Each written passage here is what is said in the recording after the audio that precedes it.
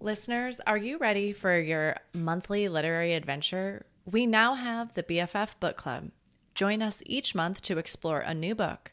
After reading, connect with fellow book lovers and meet the author in a live interview. Can't make it live? Don't worry. We'll send you the recording. You can find all the upcoming book club selections at www.bookishflights.com/read/BFF book club.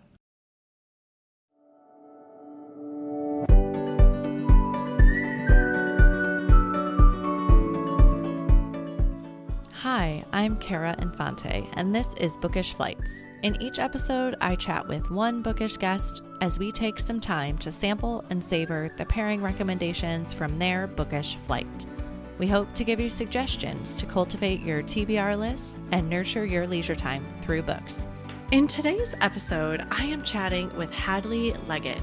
Hadley writes layered book club fiction exploring truth in shades of gray.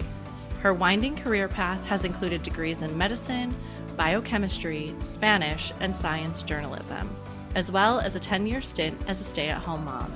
After moving all over the United States during her childhood, she now lives in Seattle with her husband and 3 children, as well as her parents, 3 cats, and an ever-rotating troupe of foster kittens.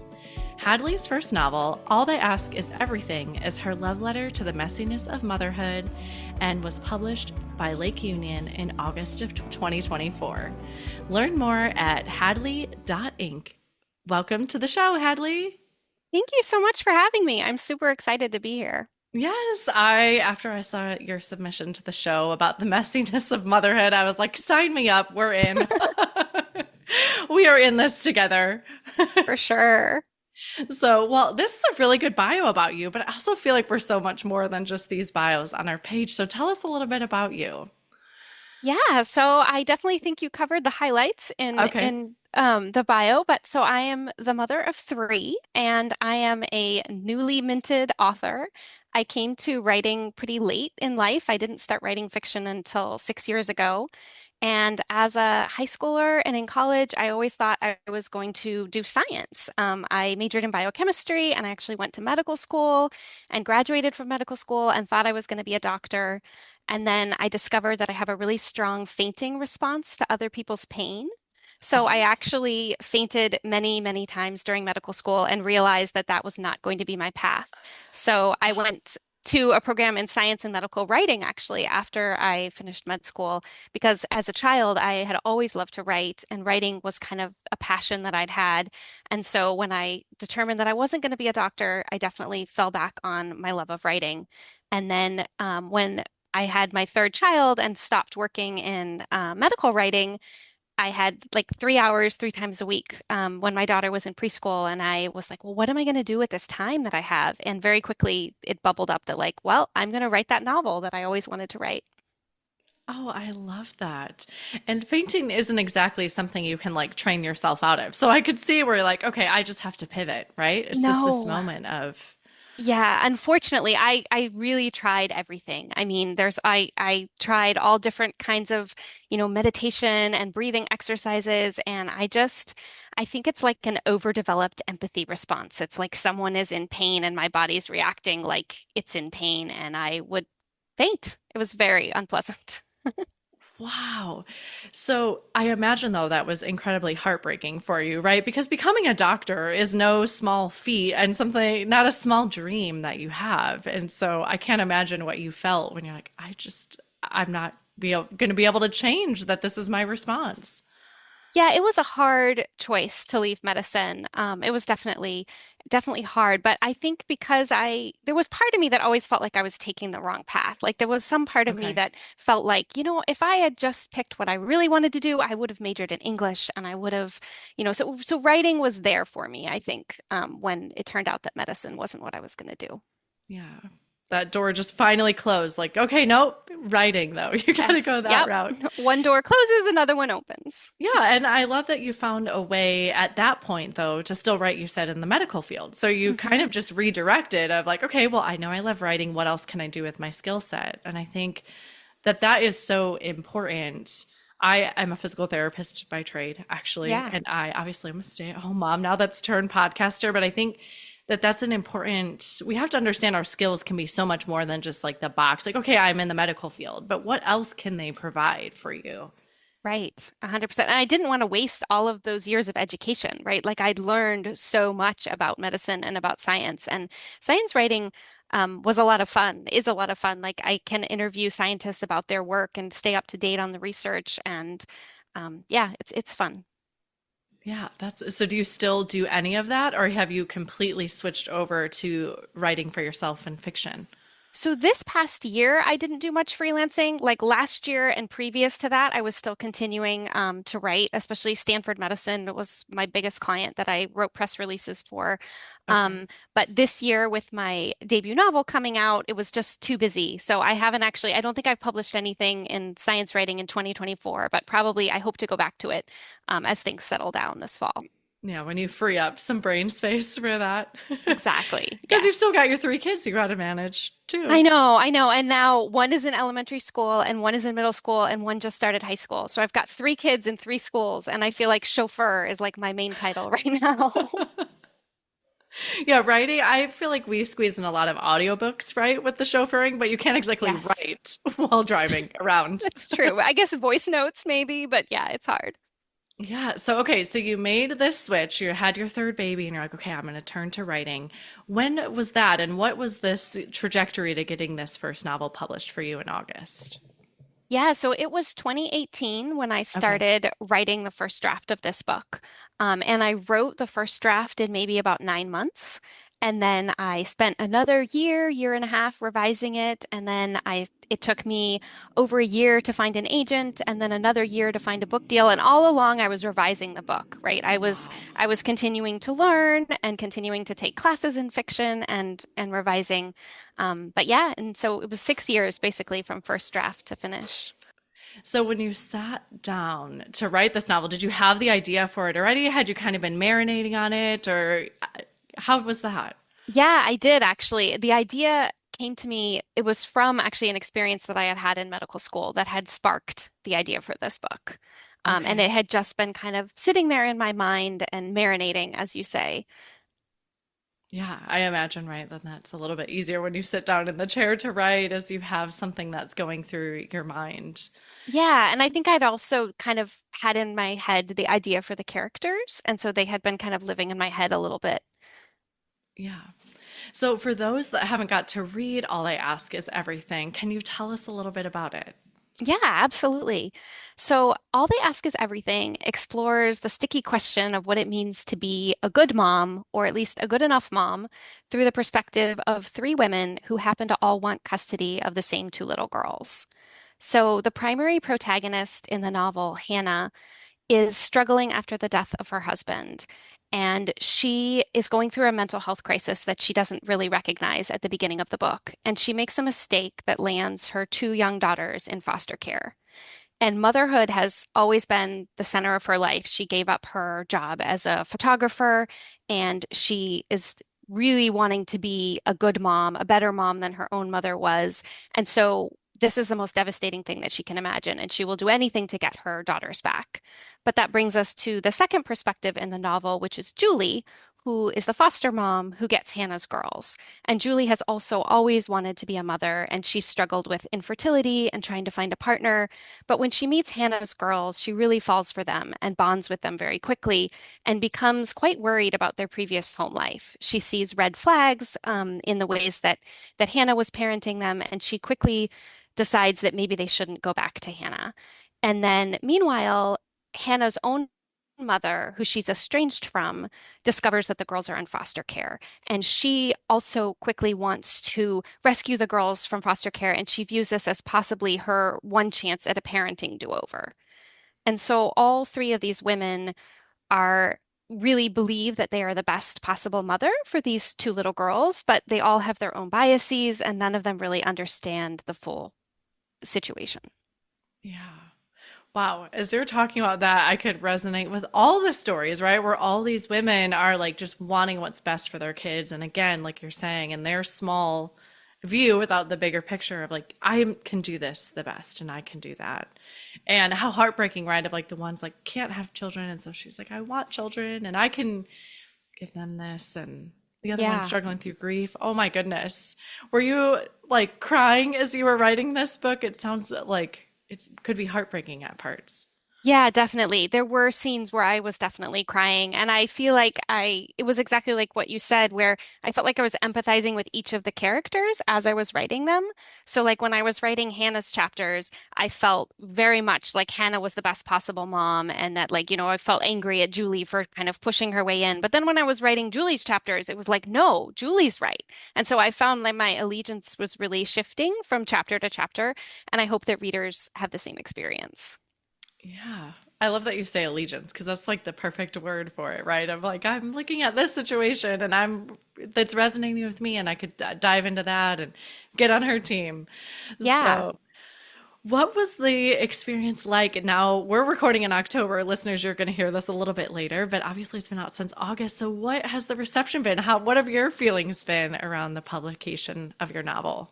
I mean, it's been really exciting. It's been really fun. I've done a couple of in-person events at bookstores and I got to do a virtual launch. So I have one of the things that surprised me about writing is how strong the author community is and how many friends I made through this process of writing a book. And so it was really fun to have a virtual event and have, author friends from all over the country get to join. And so that's been really fun. It is really also very vulnerable to put your work out there. And so I was very afraid actually of what it would feel like to read a bad review of my book or to, just put out this very personal piece of writing for anybody to read and comment Yeah. on the internet. I've been lucky in that I feel like the book has gotten a pretty positive reception so far. It seems like I've heard from a lot of readers who really felt seen on the page. And just the book seems to be resonating, or at least finding the right readers to some degree. But definitely, it was a act of courage, I guess, to be able to publish it, and I was very anxious ahead of time.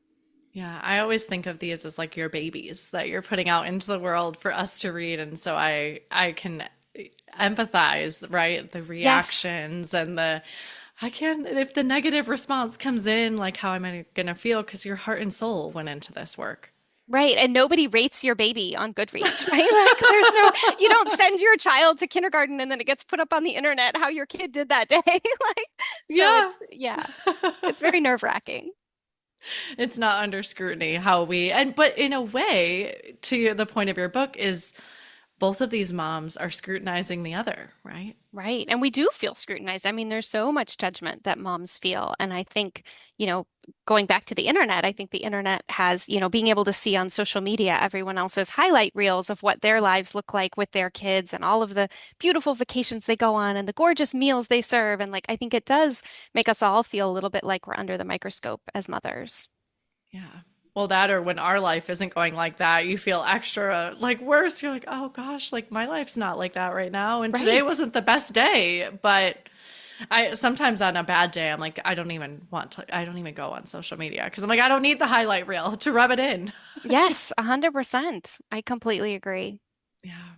Which it makes me think of like our moms, right? Like they didn't have to go through that. So what a difference. And then like our kids, right? When they're becoming parents, what's it going to be like for them? Wow. Yeah, Something to think about right there. for sure. So, because I know you and I talked about like the messiness of motherhood, and it is messy, right? And I think to your point, back to the moms of your book, is we're all out here doing the best we can, right? But we only are given the tools we are given. So we're just trying to show up every day and do the best we can with what we have.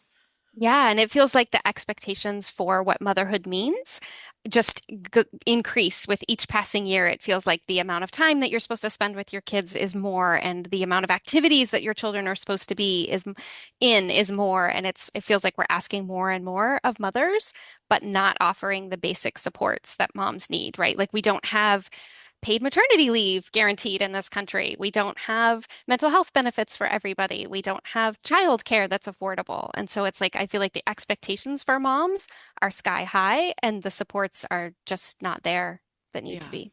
Yeah, it hasn't come to match, right? What Right. is being expected and all the Yeah. pressures. And I think to some degree, right, I look sometimes at myself and I think I put a lot of pressure on myself. And in that note, my mom has told me, she's like, you even did that as a child, which I don't remember that, but she's like, you've always just put pressure on yourself that like it has to be this way. And so I think motherhood has been a good lesson for me. And like, you can't put out every fire. So you have to prioritize what fire you're going to put out and Yeah. realizing like, you can't do it all. So I can't put that pressure on myself and everything. Like, it's just not possible.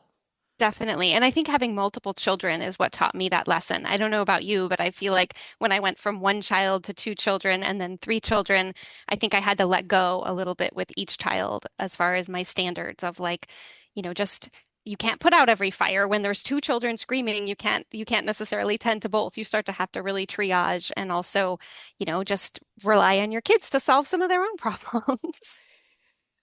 Totally. I think it's become the ultimate micromanager, right? Not micro, but just learning how to manage multiple. I'm actually an only child, so I didn't even have a childhood with like siblings around. So I think it's just, Yeah, we're all out here learning and doing our best, okay? 100%.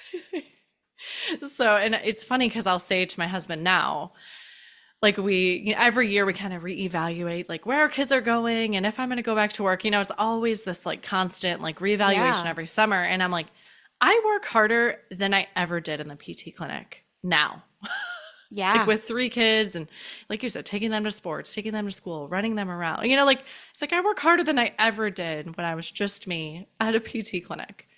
Yeah, 100%. And you don't get breaks. Breaks aren't built into your day the way that they are when you're working. And you also don't get the kind of validation of having a job and getting a paycheck. And Yeah. there's nobody that's going to do a performance evaluation and say, "Wow, you're doing a great job with this." Like it's so there's aspects I think of stay-at-home motherhood that are really challenging.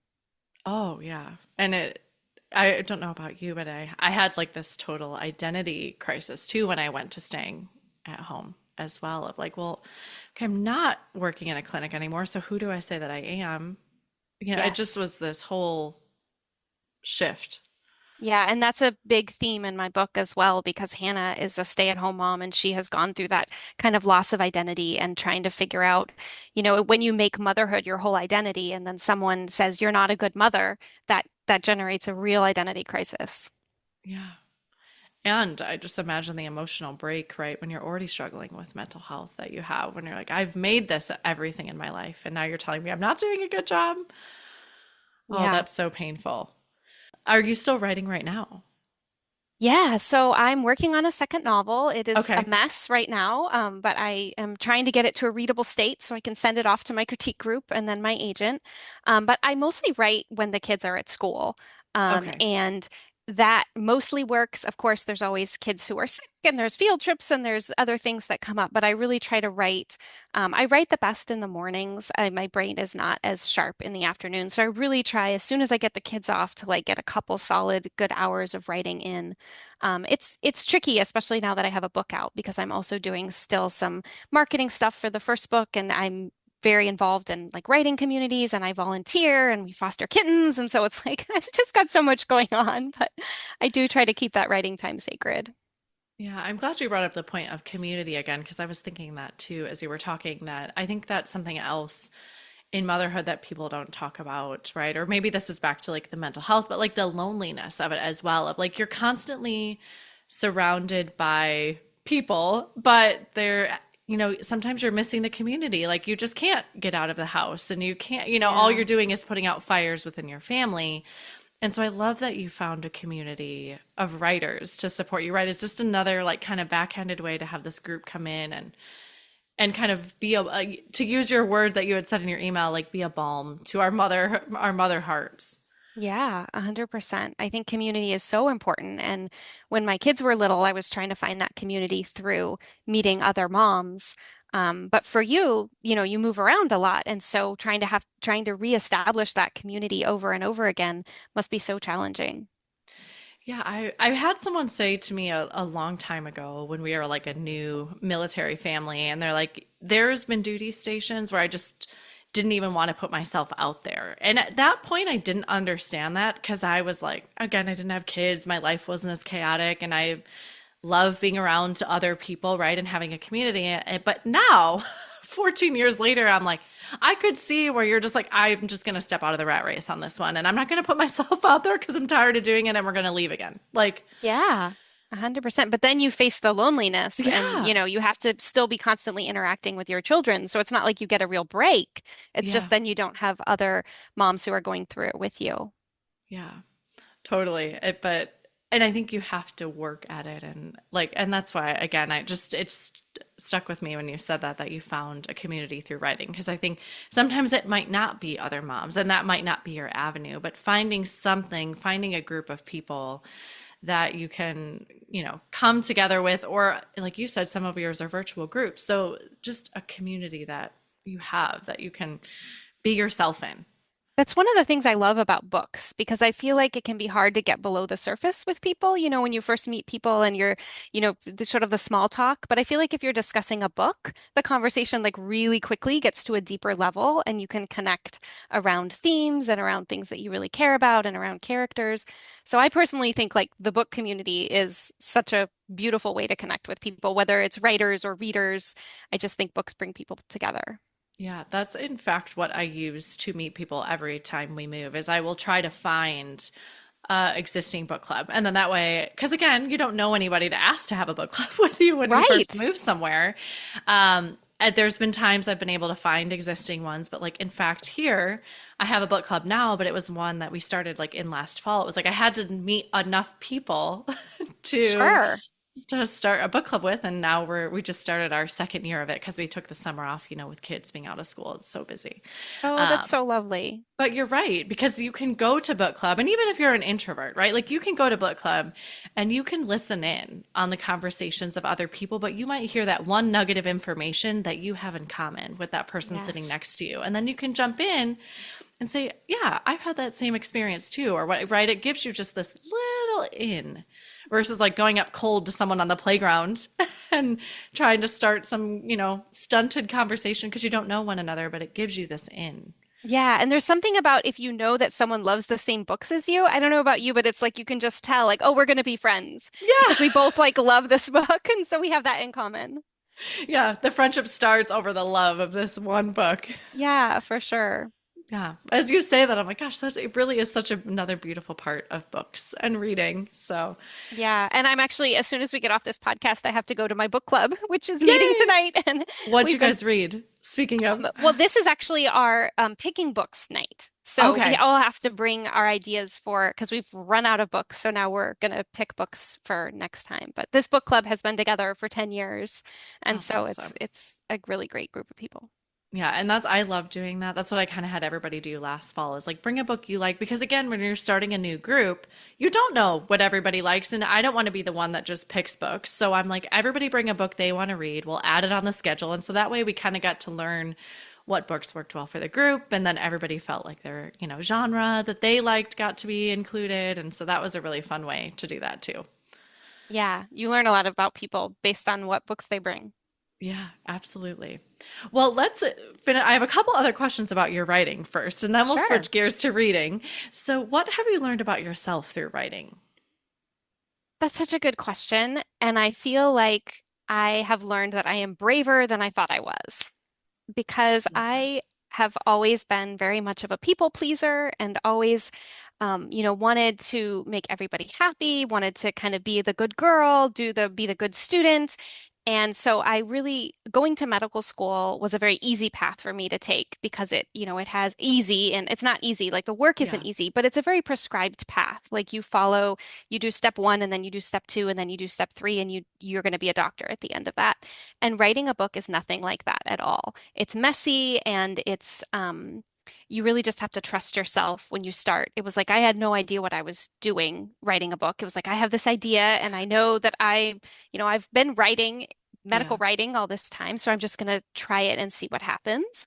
And I think it's taught me that I can do things that are not obvious or that I can persist with something if I don't know what's going to happen. And I wasn't writing to please anybody else. I was just writing for myself during those early years.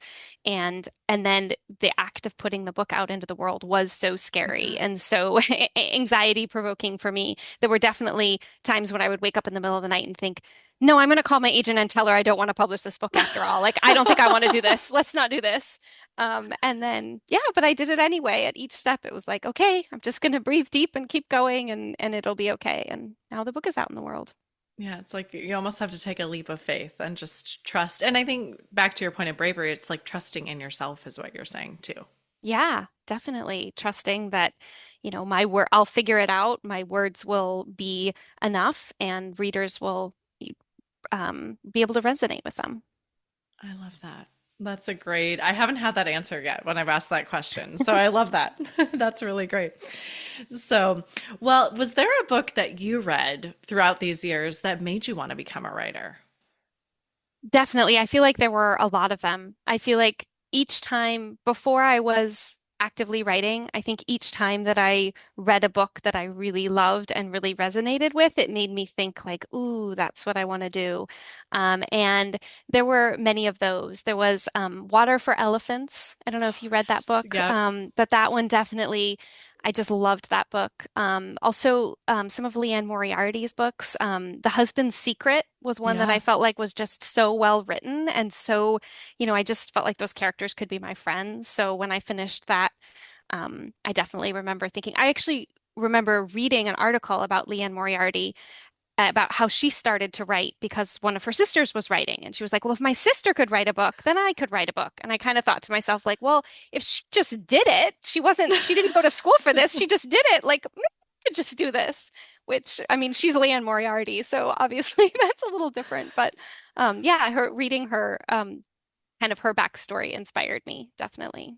That's fantastic. I feel like all it takes is that one little bit of permission, right? Like, okay, Yeah, yeah, hey, she did it based off her sister doing it, so I can try it too. 100%.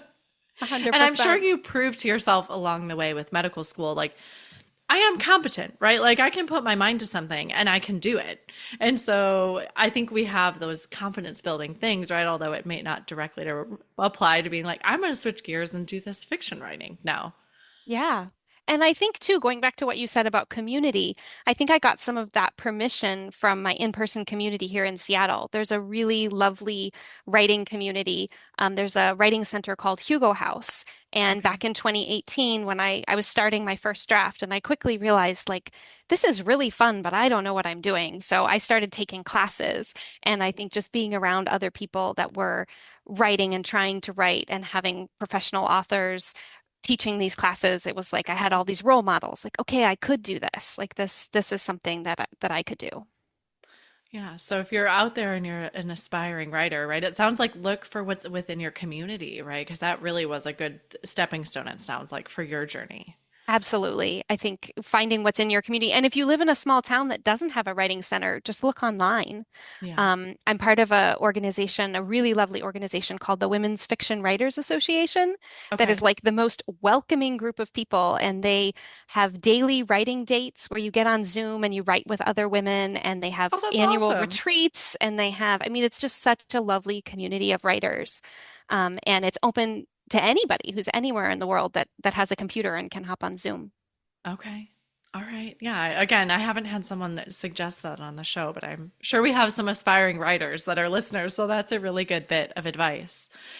So, well, let's switch gears a little bit and let's talk about who you are as a reader. So, what genres do you enjoy reading?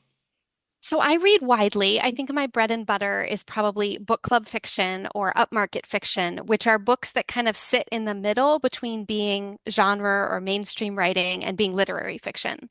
So Okay. basically like books with a compulsive plot that also have beautiful lyrical writing is what I love the most. But I just read a lot of genres. I mean, I read aloud to my kids a lot, so I'm also reading a lot of middle grade.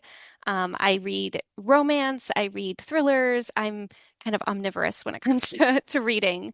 And I also participate in the Seattle Public Library has this amazing summer reading program for adults that is Oh, cool. their book bingo. So Okay. it's every summer you get a 5 by 5 grid. So it's 25 different squares, and each one has a different genre or So like it might you might have a sci-fi square or a mystery square or a, LGBTQ romance square. And so you have to read books that fit into those categories that would maybe Cool. be outside of your usual reading. So I feel like my summer reading is like everything. Yeah. That's really cool. I've seen those grids, but for my kids, like they're like the summer reading program for kids, but I haven't ever seen one for an adult. I'm like, that's cool. Yeah, it's I really want to join. fun. And Seattle, I mean, there's a lot of people that do it. Like it's another fun conversation starting. Oh, are you doing book bingo? And people be like, yeah, I am. I've got this many squares done. And it's a good community builder. Yeah, that's really cool. I'm gonna have to look for that. I'm gonna have to see. I do at for the podcast every year at like the beginning of the year, I do prompts because my whole one of my big things is to read widely, right? To like bend through our genres, right? Not just read Yeah. what is our go-to because I think we can learn so much and it's fun to explore other genres. And fun fact, that was really why I started the podcast is because I wanted to try more of the fantasy genre because I always said I didn't like Oh, it, but I'm like, I say I don't like it, but I've never really tried it outside of like Harry Potter. And so I was like, well, what if I talk to people and they come on and bring like three books in a book flight and it's three fantasy books? And so then it gives you like three books to try to see if you like this yeah. genre. And so it's the show has morphed into something so much more than that, but I still try to do that every year at the beginning of the year with like a reading challenge. So to try to push people out of your comfort zone a little bit and try some new things. So, I love that. That's so cool. and it's like choose your own adventure, right? Like here's the prompt, but you can choose the book that you're going to fill in that. Yeah, And that's so great. it sounds like you've always been a reader though, from childhood. Yeah, definitely. I think I remember the very first book that I ever read on my own. It was like a Berenstain Bears book. And I Yeah. think I was like 4 and I remember getting to the end and just being like so excited and running over to my mom, being like, I read a whole book myself. And yeah, it just going to the library was always my favorite thing as a kid, bringing home a stack of books and just kind of tearing through them. I loved Nancy Drew and the Babysitters Club Yeah. and like I think Sweet Valley Twins. I mean, some of those Yeah. series books, I would just get into a series and read all the books.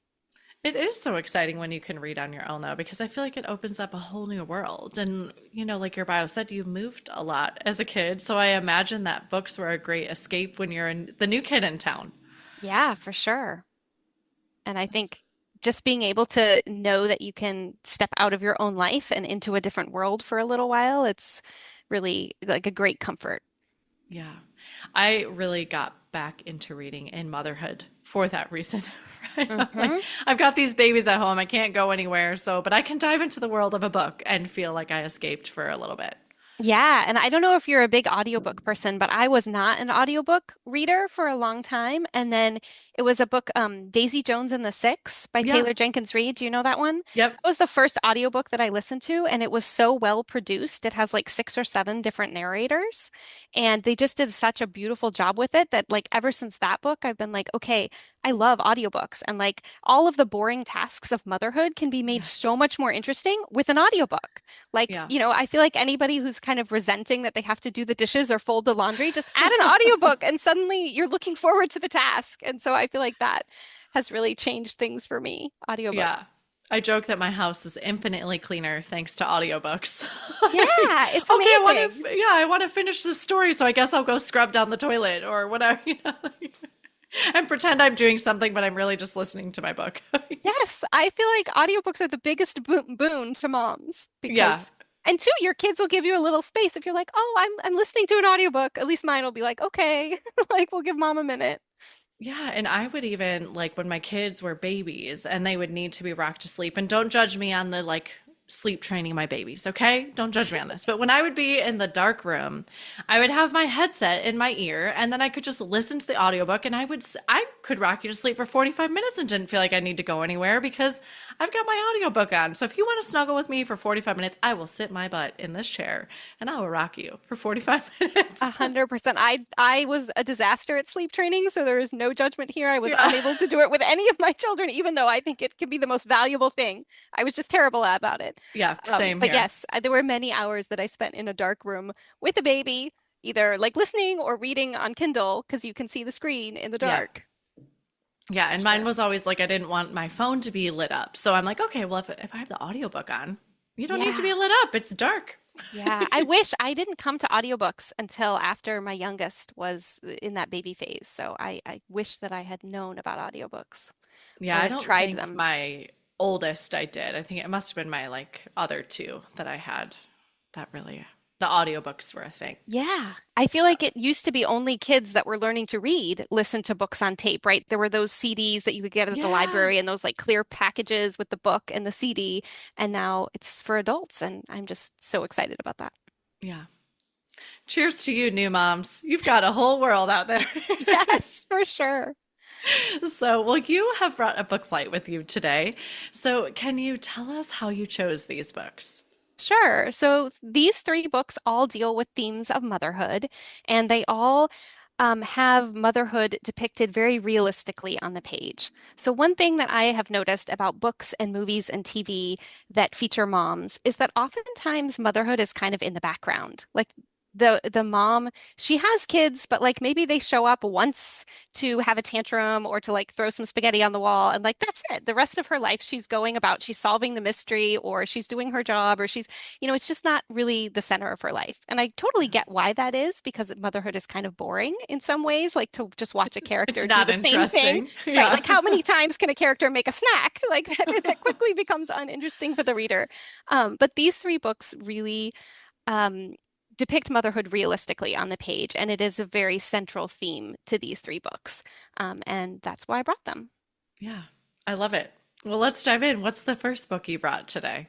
So the first book is called If I Lose Her by Brienne Somerville. And this book came out last March, and it is in the genre of domestic suspense. Okay. And it's a little bit of a thriller, but in listening to your other podcasts, I know you say you sometimes struggle with like sleeping at night if you've read a thriller. And I feel like this one didn't like keep me up at night. So I feel like this is like, and I don't want to say thriller light, but like it wasn't, I think it's an okay read before bed read. I Um, appreciate you saying that. So, thank you.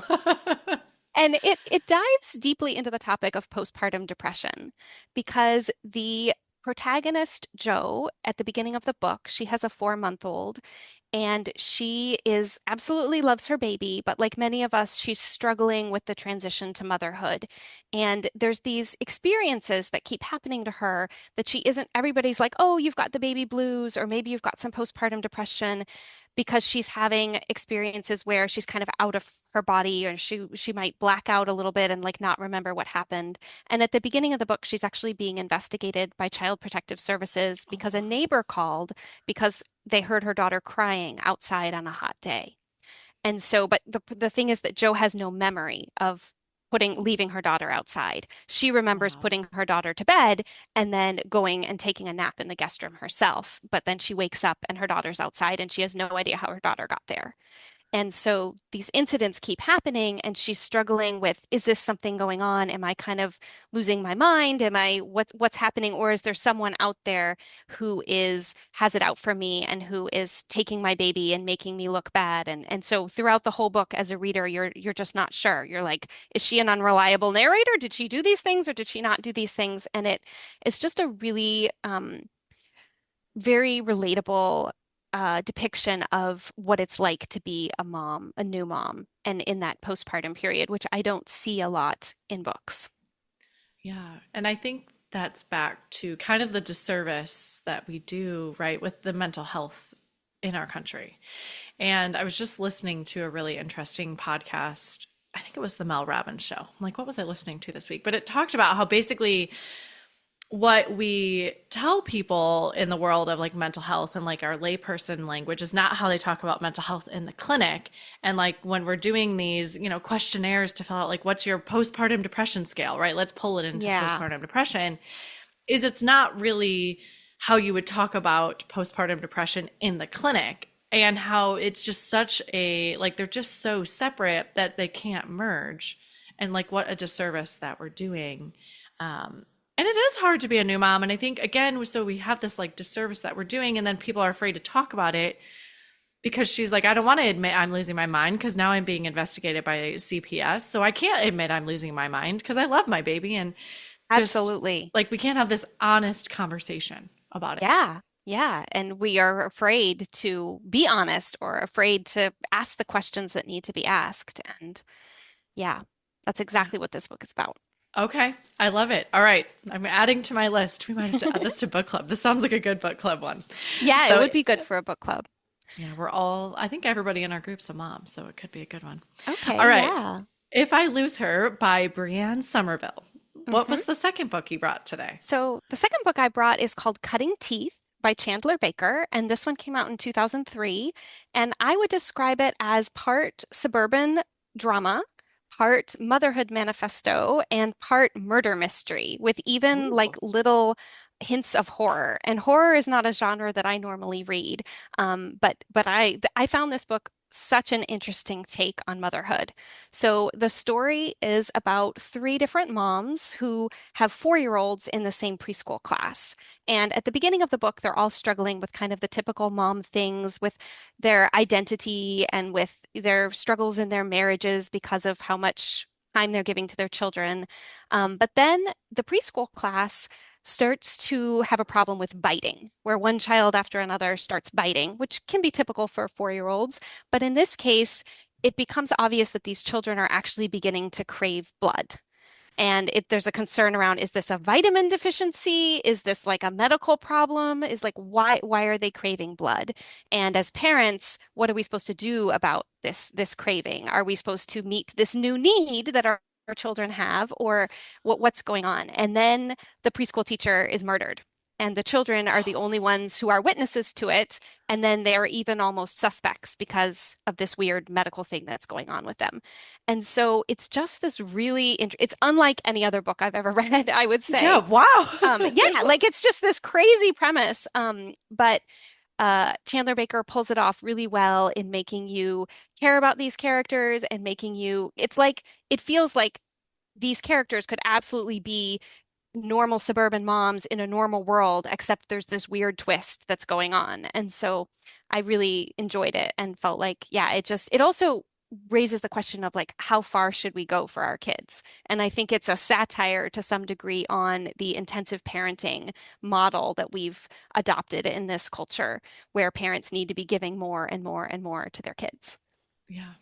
At like the cost of now the preschool teacher's murdered. So, Right, right. Yeah. And I think I feel like, sometimes parents will joke, they'll say things like, "Oh, I feel like my children are sucking me dry." And I think that this is like that taken to the nth degree. yeah. Oh, that sounds so interesting. It sounds almost like a genre bending type novel. It is definitely. It's Okay. very genre bending. And I think I don't want to I say it like has hints of horror, but it's not horror.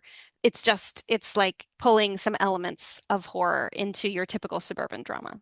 Okay. With the satir, it's not, and like you said, maybe this little satirical bent on it too. Yeah, Okay. absolutely. Awesome. Okay, so that's Cutting Teeth by Chandler Baker. And what's the last book you brought today? So the last book is called Hold My Girl by Charlene Carr, and she's a Canadian author. And this book came out, I think, in 2023. And it is very much in that book club fiction world that I was describing earlier. It dives deep into the struggle of infertility Okay. and follows, this would be another great one for book club discussion because it follows two protagonists that are very much at odds with each other.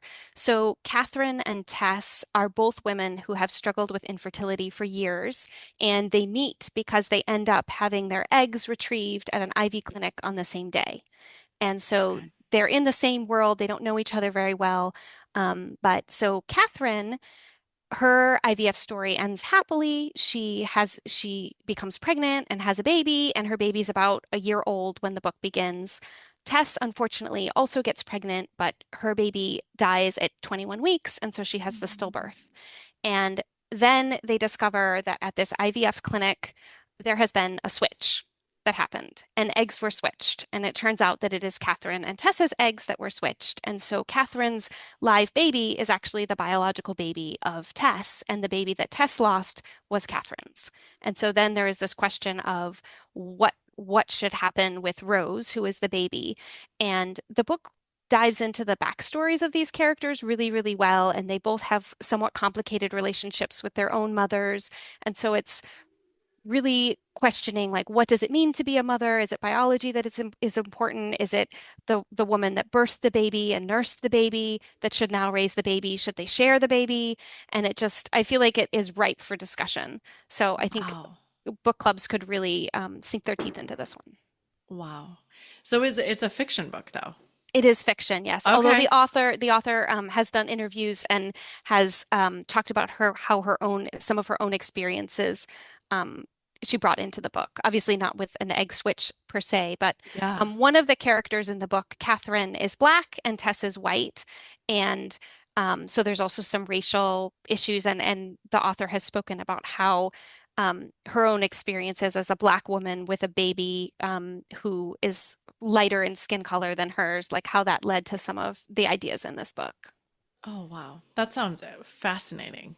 It is really, really good. I really enjoyed it. And the other thing is you'll just fly through it. Like it's a very quick read in that you Okay. just want to keep turning pages to find out what is going to happen. Okay. All right. So that's Hold My Girl by Charlene Carr. Well, thank you so much for bringing these books. I haven't read any of them. So, and I'm very intrigued now. I'm like, okay, adding to my TBR here. Excellent. Yeah. So thank you. How I love to end our show is with our bonus pairing. So they're just a speed round of questions. You can answer these really quick. Are you a rereader? Rarely. I think Okay. it's because my TBR, my list of books that I want to read is so long that I would love to go back and reread favorites, but I just always feel like I need to read the next book because every Tuesday there's like 10 new books that come out and it's just like yeah. That resonates with me. I feel that. So, what is one book you've read that has changed your life?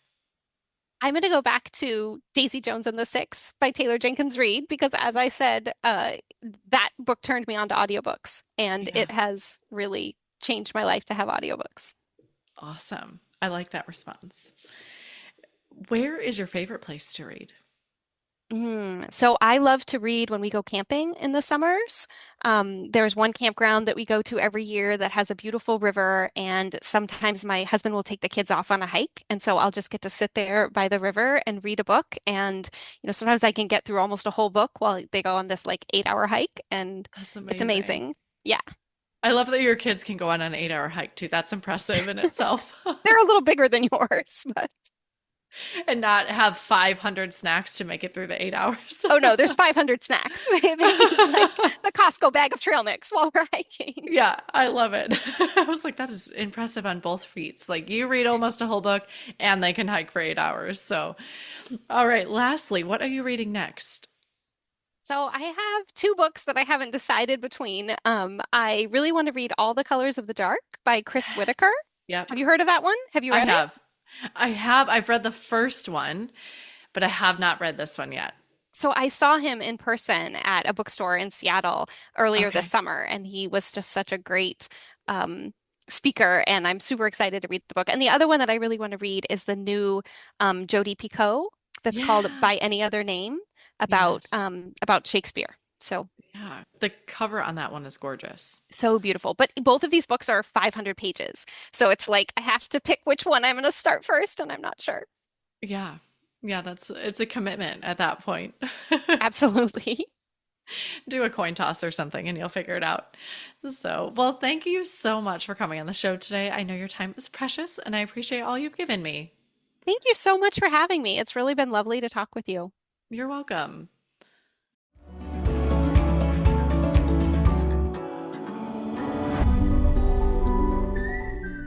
Thank you so much for listening to this episode today with Hadley Leggett and her book flight of book club fiction featuring realistic motherhood. We'd love to hear what other books you'd pair with this book flight at bookishflights.com. That is also where you can find more information about today's book flight or other books that we talked about. If you enjoyed the show, please head over to Apple Podcasts and leave a review.